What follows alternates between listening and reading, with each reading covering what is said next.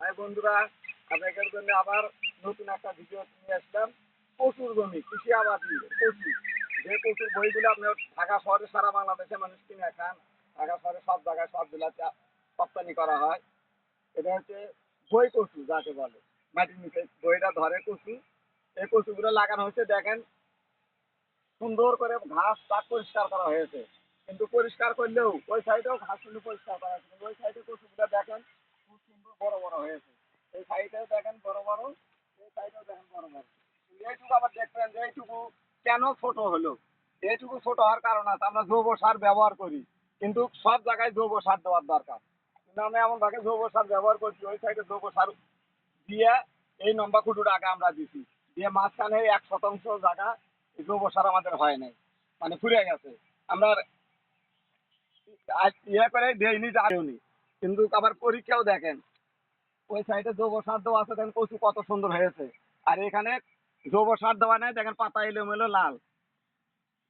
খালি জৈব সারের পার্থক্য দেখেন। আর এই যে দেখেন সারগুলো দেওয়া হয়েছে ওপরে, এই সারটা টিএসপি, পটাশ, ফসফেট এগুলো ব্যবহার করা লাগে, এগুলো ব্যবহার করা হয়েছে। কিন্তু জৈব সারটা এই 1% মাটিতে দেওয়া হয় নাই।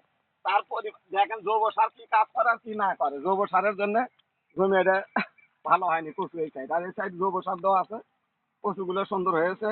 আর কচু দেখেন এই যে লেদা পোকা, ক্যামেরা মারেন, লেদা পোকা দেখেন কচুটা কি করতেছে। যে কচু মানুষ পাতা পর্যন্ত কাঁচা খাইতে পারে না, আর পোকা দেখেন খাইয়ে কি অবস্থা করছে লেদা পোকা।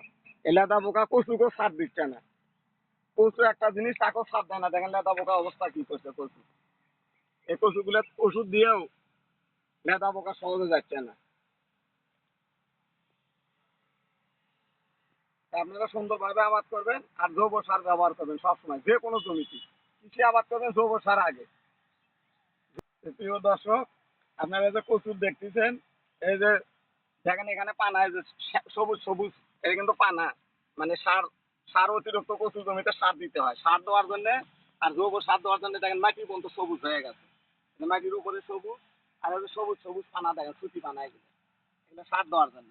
কিন্তু এই যে জৈব সার এখানে দেওয়া হয়েছে, দেখেন প্রচুর শক্তিশালী, কত কত মোটা। ভালো করে ক্যামেরা মারেন আর আপনারা চোখে ভালো করে খেয়াল করে রাখবেন, এটা দেখবেন কত শক্তিশালী মোটা গাছটা। একই গাছ এই সাইডেও লাগানো হয়েছে, দেখেন কত হালকা। কারণ এত জৈব সার দেওয়া হয় না, এটা জৈব সার দেওয়া হয়েছে। তাহলে আপনারাই ভাববেন জৈব সার দিলে খারাপ হয় না ভালো হয়, এটা জৈব সার দেওয়া, এটা জৈব সার ছাড়া। তাহলে আপনারা অবশ্যই জৈব সার দিয়ে আবাদ করবেন, সোনালী ফসল সুন্দরভাবে ঘরে উঠাবেন। আপনাকে কাছে এটাই দাবি, জৈব সার ছাড়া জমি, কৃষি জমি আবাদ করিবেন না। প্রিয় দর্শক, লেদা পোকার জন্য কীটনাশক ব্যবহার করতে হয়। সেই কীটনাশকটা আমরা আগে ট্যাঙ্গামাগুর বাজার থেকে কিনেছি, কিন্তু ট্যাঙ্গামাগুর বাজার থেকে কিনেও কিন্তু আমাদের কাজ হয়নি। গ্রান্টিক দিয়েছে যে আপনারা লেদা পোকার ওষুধ মারেন, যদি কাজ না হয় মূল্য ফেরত। কিন্তু লেদা পোকা মারার পরও ওষুধে যখন লেদা পোকা না সরছে, বলা হয়েছে করছে যে আমরা ওষুধ, কোম্পানি ওষুধ বিক্রি করছি, এত মানুষের কাজ হয়, আপনার কেন হয় না। তারপরে আমরা সে দোকানটা চেঞ্জ করে দিয়েছি, চেঞ্জ করে দিয়ে দোকান চেঞ্জ করে দিয়ে সেই আমরা আবার উমর দিঘি বাজার থেকে একটু বামে ভিতরে 200 গাছ ভিতরে, হাতে ডাইন সাইডে মুগরি ফার্মের সাথে, দোকানদারের নাম, ডিলারের নাম হচ্ছে আল ইমরান। ওখান থেকে আমরা লেদা পোকার ওষুধ এনে দিয়ে এখন ইনশাল্লাহ একটু দেখেন অনেক নতুন পাতা, আর এই লেদা পোকাটা নেই। আর আগে কিন্তু ট্যাঙামুতে ওষুধ ব্যবহার করছি, দেখেন লেদা পোকার সাইজটা দেখেন। কিন্তু ওষুধ দেওয়ার সময় বলছে যে আমরা টাকা মূল্য ফেরত দেবো যদি কাজ না হয়, কিন্তু কাজের কাজ হয় না। আর ইমরান সাহেব বলছে আমি টাকা ফেরত দেবো না, ওষুধ ভালো দেবো, আর আমি জমিতে যাই দেখবো জমির পজিশন কি। কিন্তু উনি এসে জমি দেখে এবং ওষুধ সেইভাবেই ওষুধ আমাদের কাছে বিক্রি করে ইমরান সাহেব। কিন্তু ওই টেঙ্গামগুর ওনারা আসে না, কিন্তু দোকান থেকে বলে যে একটা ওষুধে সব কিছুই কাজ হয়ে যাবে, আপনি নিয়ে যান। তা আপনারা দেখে শুনে ওষুধ কিনবেন।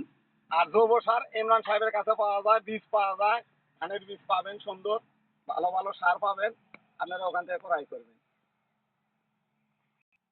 প্রিয় দর্শক, আজকের মতো আপনাদের কাছে বিদায়, এই কথা বলে আপনাদের কাছে বিদায় দিচ্ছি। আপনারা ভালো সুস্থ থাকেন, ভালো থাকেন, আল্লাহ হাফেজ।